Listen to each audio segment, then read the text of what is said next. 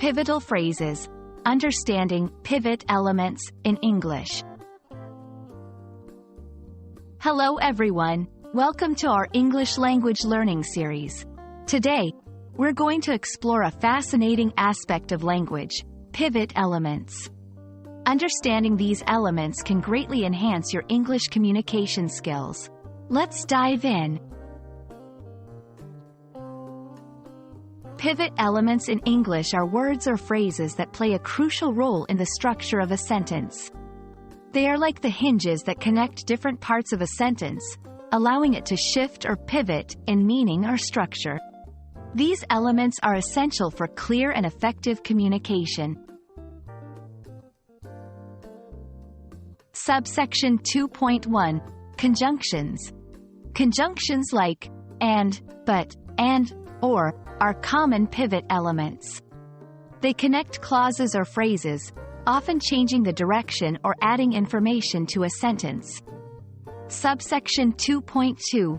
Relative pronouns.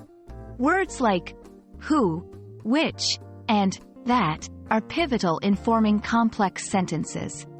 They introduce relative clauses, adding details or clarifying the subject. Subsection 2.3. Linking verbs.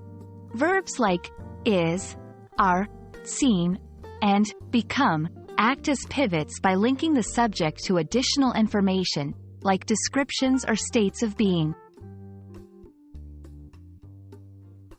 To use pivot elements effectively, it's important to understand their role in a sentence.